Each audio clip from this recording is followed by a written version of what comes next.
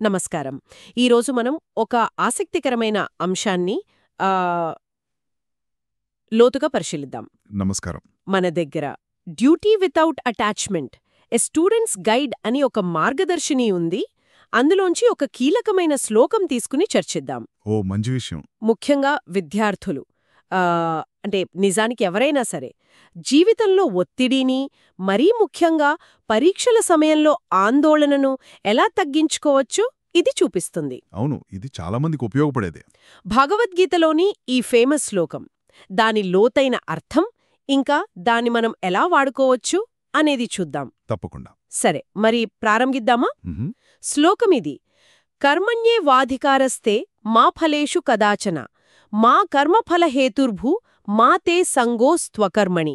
మ్, అంటే స్థూలంగా చెప్పాలంటే మన పని మీదే మనకధికారం, అంతే కదా? అంతే. ఫలితం మీద కాదు. కాదు. మొదటి భాగం కర్మణ్యేవాధికారస్తే అంటే మనం చెయ్యాల్సిన పని, మన కర్తవ్యమేదైతే ఉందో దాన్ని చేయడంలోనే మన అధికారం ఉంది. దీని ప్రాముఖ్యత ఏంటి విద్యార్థుల కోణంలో? ఇది చాలా చాలా కీలకం. ప్రారంభ బిందు ఇదే. కర్మణ్యే అధికారం తే అంటే మీ అధికారం, మీ కంట్రోల్ కేవలం మీరు చేసే పని మీదే. ఓకే. ఇప్పుడు విద్యార్థికి అన్వయిస్తే వాళ్ళ కర్తవ్యమేంటి? మ్మ్. పాఠాలు వినడం, అర్థం చేసుకోవడం, చదవడం, గుర్తుపెట్టుకోవడం, పరీక్షలకు సిద్ధమవడం. అవును. ఇవన్నీ వాళ్ళు చేసే కర్మలు మ్మ్. అంటే పనులు. ఈ పనులను ఎంత శ్రద్ధగా చేయాలి, ఎంత టైం ఇవ్వాలి, ఏ పద్ధతిలో చదవాలి, వీటి మీద విద్యార్థికి పూర్తి అధికారముంటుంది, పూర్తి కంట్రోల్. నిజమే. అంటే వాళ్ల ప్రయత్నాన్ని వాళ్లే తీర్చిదిద్దుకోవచ్చు. ఆ బాధ్యత వాళ్లదే. ఇది ముందు గుర్తించాలి. మనం దేనిపై దృష్టి పెట్టాలి? మన చేతుల్లో ఉన్న వాటిపై. అర్థమైంది. అంటే మన ఫోకస్ అంతా మన యాక్షన్ పైనే ఉండాలి. అయితే ఇక్కడే అసలు సమస్య వస్తోంది. రెండో భాగం మా ఫలేషు కదాచన. అవును. అంటే ఆ పనుల వల్ల వచ్చే ఫలితాలపై మనకు హక్కు లేదట ఎప్పుడు. నీ. ఇది కొంచెం కష్టం కదా? ఆ కష్టంగా అనిపిస్తుంది, నిజమే. మనం ఏ పని చేసినా ఏదో ఒకటి ఆశించే చేస్తాం కదా. ముఖ్యంగా పరీక్షలు, మార్కులు, ర్యాంకులు ఇవన్నీ ఫలితాలే. అవును అవును. మరి వీటి మీద ఆసక్తి లేకుండా ఎలా ఉండగలం? సమాజం కూడా రిజల్ట్స్కే కదా ఎక్కువ విలువిచ్చేది. మీరు కరెక్ట్ పాయింట్ అడిగారు. ఇది చాలామందికొచ్చే సందేహమే. ఫలితాలపై హక్కు లేదు అనగానే ఫలితాన్ని అసలు పట్టించుకోవద్దని కాదు అర్థం. ఓకే. లక్ష్యమే వద్దు అని కూడా కాదు. కాని ఆ ఫలితం ఖచ్చితంగా ఇలాగే రావాలి, అది నా కంట్రోల్లోనే ఉంది అనుకోవడం పొరపాటు. ఆ భ్రమలో ఉండొద్దు అంటున్నారు. మ్మ్. ఎందుకంటే చూడండి, ఒక విద్యార్థి ఎంత బాగా చదివినా పరీక్ష రోజు పేపర్ అనుకోకుండా టఫ్ రావచ్చు. అవును. లేదా ఆ రోజు ఆరోగ్యం బాగోలేకపోవచ్చు. లేదా పేపర్ దిద్దేవారి మూడ్ సరిగా లేకపోవచ్చు. పక్కవాళ్లు మనకన్నా బాగా రాయొచ్చు. నిజమే, చాలా ఉంటాయి. అవును, బోలెడంశాలుంటాయి. ఇవన్నీ మన చేతుల్లో ఉండవు. కాబట్టి ఫలితంపై హక్కు లేదు అంటే మన ప్రయత్నం మనం 100% చేశాక వచ్చే రిజల్ట్ని యాక్సెప్ట్ చేయి. స్వీకరించాలి. అంతే. దానిమీద విపరీతమైన మమకారం పెట్టుకుని అది రాకపోతే కుంగిపోకూడదు. గోల్ ఉండాలి, కానీ ఫలితం పట్ల అటాచ్మెంట్ ఉండకూడదు అనమాట. ఇదొక రకమైన మెంటల్ ఫ్రీడమ్ ఇస్తుంది అనమాట. ఆహా. అంటే ప్రయత్నం మీద పూర్తి ఓనర్షిప్, ఫలితం మీద ఒక రకమైన డిటాచ్మెంట్ లేదా న్యూట్రాలిటీ. ఖచ్చితంగా. ఇది ఒత్తిడి తగ్గించడంలో చాలా హెల్ప్ చేస్తుందనిపిస్తోంది. సరే, ఇక మూడో భాగం మా కర్మఫల హేతుర్భూహ. హ్మ్. అంటే ఆ కర్మల ఫలితాలకు మనమే కారణం అనుకోకూడదట. ఇది కొంచెం విచిత్రంగా లేదా? అవును, మొదటిసారి వింటే అలాగే ఉంటుంది. విజయమొస్తే నా కష్టం వల్లే వచ్చింది అనుకుంటాం కదా. ఫెయిల్యూరొస్తే నా వల్లే పోయింది అని బాధపడతాం. మనమే కారణం కాకపోతే ఎవరు? దీని లోతైన అర్థమేంటి? ఇది మన అహంకారాన్ని లేదా నిరాశను ఎలా తగ్గిస్తుంది? ఇది కూడా చాలా సూక్ష్మమైన విషయం. కర్మఫలాలకు నేనే హేతువు అని భావించకు అంటే ఆ ఫలితానికి పూర్తిగా నేనే బాధ్యురాలిని అనే అహంకారంగాని లేదా గిల్ట్ ఫీలింగ్ వద్దు అని. కేవలం నా టాలెంట్, నా హార్డ్ వర్క్ వల్లే వచ్చింది అని పొంగిపోకూడదు. ఎందుకంటే మనమిందాక అనుకున్నట్టు ఆ సక్సెస్ వెనుక మన ప్రయత్నంతో పాటు చాలా అనుకూల పరిస్థితులు, ఇతరుల హెల్ప్, కొంచెం లక్ ఇవన్నీ ఉండొచ్చు. నిజమే. వాటన్నిటినీ గుర్తించాలి. అప్పుడు అనవసరమైన గర్వం రాదు. అలాగే ఫెయిల్యూర్ వచ్చినప్పుడు అంతా నా వల్లే పోయింది, నేను దేనికి పనికిరాను అని డిప్రెషన్లోకి వెళ్ళిపోకూడదు. సెల్ఫ్ బ్లేమ్ ఎక్కువైపోతుంది. అదే, మన ప్రయత్నంలో లోపం ఉంటే చూసి సరిదిద్దుకోవాలి. కానీ ఫలితం పూర్తిగా మన కంట్రోల్లో లేదు కదా, అది కూడా గుర్తుంచుకోవాలి. నెగటివ్ పరిస్థితులు, బయటి కారణాలు కూడా ఉండొచ్చు. అవును. ఈ బ్యాలెన్స్డ్ వ్యూ ఇది ఉంటే గెలుపోటములను ఒకేలా తీసుకునే మెంటల్ స్ట్రెంగ్త్ వస్తుంది.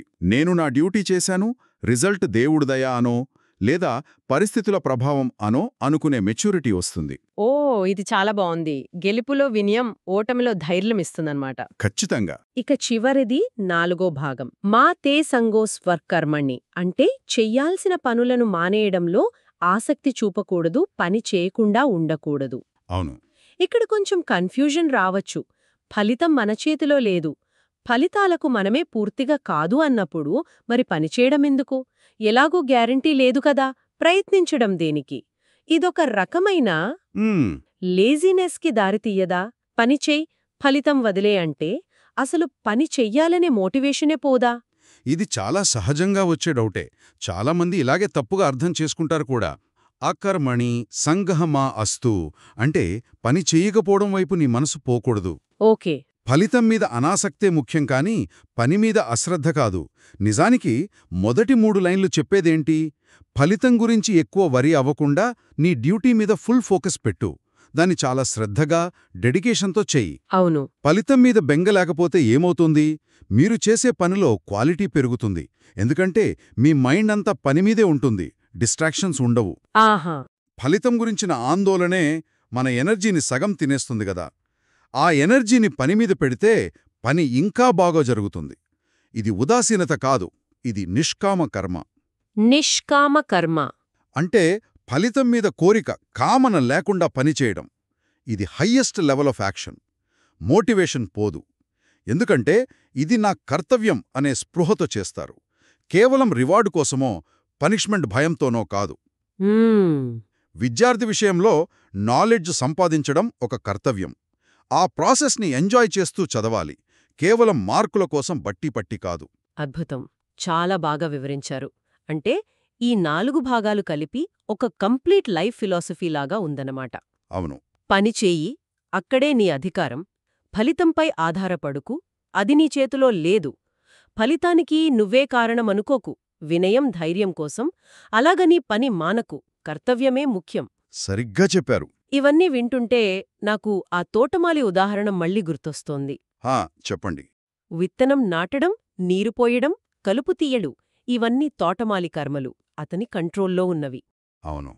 మొక్క పెరగడం, పూలు పూయడం, కాయలు కాయడం, ఇవి ఫలాలు, అతని పూర్తి కంట్రోల్లో లేనివి. నిజమే. వాతావరణం, నేల, పురుగులు, ఇవి ఫలహేతువులు, వీటిపై అతనికి పూర్తి కమాండ్ లేదు. అయినా సరే ఫలితం ఎలా ఉన్నా అతను తన పని శ్రద్ధగా చేస్తాడు, మొక్కను పెంచడం మానడు. అద్భుతమైన పోలిక. ఈ పోలిక ఈ శ్లోకం సారాంశాన్ని కరెక్ట్గా పట్టింది అంటారా? ఈ 4 అంశాల బ్యాలెన్స్ ఇందులో కనిపిస్తోందా? ఖచ్చితంగా. ఆ తోటమాలి పోలిక ఈ శ్లోకం యొక్క ఆత్మను చాలా బాగా పట్టుకుంది. అది కేవలం ఎగ్జాంపుల్ కాదు, ఒక లైఫ్ మెటఫర్ లాంటిది. అవును. తోటమాలి తన కంట్రోల్లో ఉన్నవాటిపై, విత్తనం సెలెక్షన్, నాటడం, నీళ్లు, ఎరువు, కలుపు తీయడం, వీటిపై ఫుల్ ఫోకస్ పెడతాడు. ఇవి అతని కర్మణ్యేవాధికారస్తే. రోజూ మొక్కను చూస్తాడు, కానీ అది ఎంత స్పీడ్గా పెరగాలి, ఎన్ని పూలు పూయాలి అని అతను డిసైడ్ చేయలేడు. ఎండ, వాన, గాలి ఇవన్నీ ఫలితాన్ని డిసైడ్ చేస్తాయి. వాటిపై అతనికి పవర్ లేదు. మా ఫలేషు కదాచన లేదు. మంచి పంట వస్తే కేవలం నా గొప్పతనం వల్లే అనుకోడు. వాతావరణం బాగుందని తెలుసు. పంట పోతే పూర్తిగా తననే బ్లేమ్ చేసుకోడు. నెగిటివ్ కండిషన్స్ని కూడా గమనిస్తాడు. మా కర్మఫలహేతుర్భూః. కరెక్ట్. అన్నిటికన్నా ఇంపార్టెంట్, పోయినసారి పంట రాలేదని ఈసారి విత్తనాలు వేయడం మానడు. తన డ్యూటీని కంటిన్యూ చేస్తాడు. మాతే సంగోస్త్వ కర్మణి. అవును. ఈ 4 మధ్య బ్యాలెన్సే ఆ తోటమాలి పనిలో ఉంది. అదే బ్యాలెన్స్ మన జీవితంలో, మన లక్ష్యాల సాధనలో తెచ్చుకోవాలి అని ఈ శ్లోకం చెప్తోంది. వావ్, ఇప్పుడు చాలా క్లారిటీ వచ్చింది. అయితే థియరీగా ఇదెంత బాగున్నా ప్రాక్టికల్గా పెట్టడం, ముఖ్యంగా విపరీతమైన కాంపిటీషన్ ప్రెషర్ ఉన్నప్పుడు స్టూడెంట్స్కి ఇది చాలా కష్టం కదా. నిజమే. నిజమే. పేరెంట్స్ ఎక్స్పెక్టేషన్స్, ఫ్రెండ్స్తో పోటీ, ఫ్యూచర్ భయాలు, ఇవన్నీ రిజల్ట్స్ మీదే ఫోకస్ పెట్టేలా చేస్తాయి. అవును, ఆ ప్రెషర్ ఉంటుంది. జస్ట్ ప్రయత్నం చేయి, ఫలితం వదిలేయ్ అని చెప్పడం ఈజీనే. కానీ ఆ మైండ్ సెట్ని డెవలప్ చేసుకోవడానికి స్టూడెంట్స్ నిజంగా ఏం చెయ్యొచ్చు? ఏమైనా ప్రాక్టికల్ టిప్స్ ఉన్నాయా? ఇది చాలా ఆ, వాస్తవమైన కన్సర్న్. శ్లోకం తెలిసినంత మాత్రాన స్ట్రెస్ పోదు కదా. ఇదొక స్కిల్ లాంటిది, కంటిన్యూస్ ప్రాక్టీస్తో వస్తుంది. కొన్ని ప్రాక్టికల్ టిప్స్ ప్రయత్నించొచ్చు. చెప్పండి. ఒకటి, ప్రాసెస్ మీద ఫోకస్ పెట్టడం. అంటే మార్కులు, ర్యాంకులు అనే ఫైనల్ గోల్ కాకుండా నేర్చుకోవడం అనే ప్రాసెస్ మీద దృష్టి పెట్టాలి. ఈరోజు ఈ కాన్సెప్ట్ నేర్చుకుంటా, లేదా ఈ వారం ఈ చాప్టర్ కంప్లీట్ చేస్తా లాంటి గోల్స్ పెట్టుకోవాలి. వీటి మీద మనకు కంట్రోల్ ఎక్కువ ఉంటుంది. అవును. 2, వర్తమానంలో ఉండటం. మైండ్ఫుల్నెస్ అంటాం కదా. చదువుతున్నప్పుడు మైండ్ని పూర్తిగా దానిమీదే పెట్టాలి. ఫ్యూచర్ రిజల్ట్స్ గురించిన టెన్షన్లు లేదా పాస్ట్ ఫెయిల్యూర్స్ ఆలోచనలు వస్తే వాటిని గమనించి మళ్లీ మెల్లగా దృష్టిని చదువుపైకి తేవాలి. మధ్య మధ్యలో బ్రేక్స్ తీసుకుని బ్రీతింగ్ మీద ఫోకస్ చేయడం కూడా హెల్ప్ చేస్తుంది. మైండ్ఫుల్నెస్. 3, స్వీయ కరుణ, సెల్ఫ్ కంపాషన్. మనం బాగా ట్రై చేశాక కూడా అనుకున్న రిజల్ట్ రాకపోతే మనల్ని మనం తిట్టుకోకుండా మన మీద మనం జాలి చూపించాలి. నా బెస్ట్ నేనిచ్చాను, ఈ ఎక్స్పీరియన్స్ నుంచి నేర్చుకుంటాను అనుకోవాలి. ఇది ముఖ్యం. 4, రియలిస్టిక్ ఎక్స్పెక్టేషన్స్. మన కెపాసిటీకి, సిట్యుయేషన్కి తగ్గట్టు గోల్స్ పెట్టుకోవాలి. పక్కా వాళ్లతో పోల్చుకోవడం తగ్గించాలి. 5, నిష్కామ కర్మ సాధన. ఇది అంత ఈజీ కాదు, కానీ ట్రై చేయాలి. చేసే పనిని ఒక డ్యూటీగా, ఒక సేవలా ఫీల్ అవ్వడం. ఉదాహరణకు, నేను నాలెడ్జ్ కోసం చదువుతున్నాను, ఇది నా కర్తవ్యం అనుకోవడం.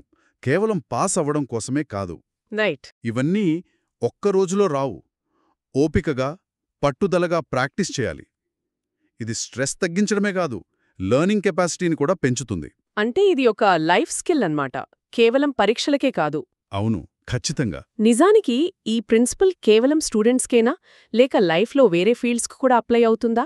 అంటే జాబ్లో ప్రమోషన్ కోసం ట్రై చేయడం, బిజినెస్లో సక్సెస్ అవ్వడం, లేదా ఆర్ట్స్లో రాణించడం, వీటికి కూడా వర్తిస్తుందా? అస్సలు సందేహం లేదు. ఇది యూనివర్సల్ ప్రిన్సిపల్. స్టూడెంట్ లైఫ్ ఒక స్టేజ్ అంతే.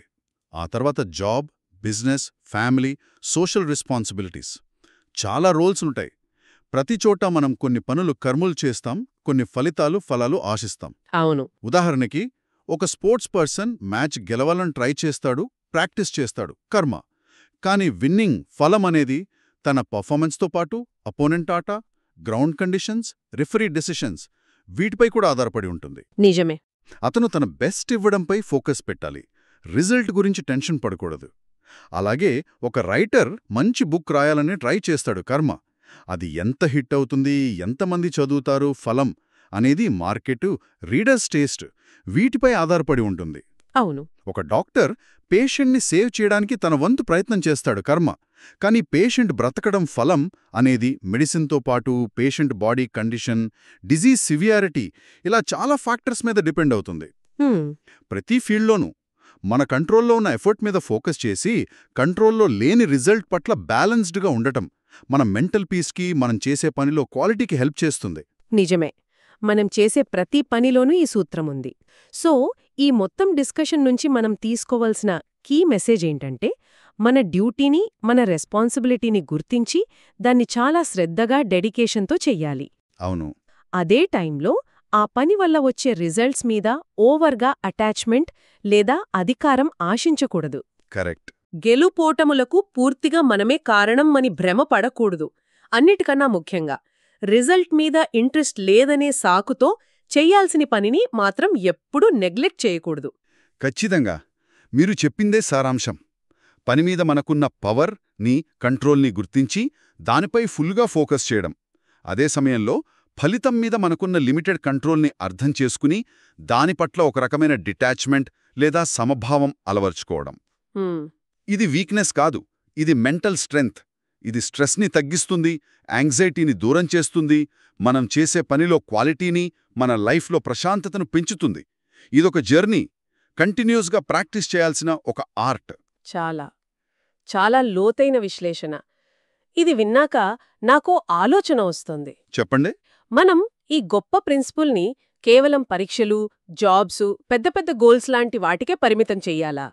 లేక మన డైలీ లైఫ్లోని చిన్న చిన్న పనులకు, రెస్పాన్సిబిలిటీస్కి కూడా అప్లై చేయొచ్చా? మంచి ప్రశ్న. ఉదాహరణకు, ట్రాఫిక్లో డ్రైవ్ చెయ్యడం, ఇంటి పనులు చెయ్యడం, వేరే వాళ్లతో మాట్లాడటం, ఇలాంటి సింపుల్ విషయాల్లో కూడా ఇది నా డ్యూటీ, నేను చెయ్యాలి, ఫలితం ఎలా ఉన్నా పర్లేదు అనే యాటిట్యూడ్తో ఉంటే ఎలా ఉంటుంది?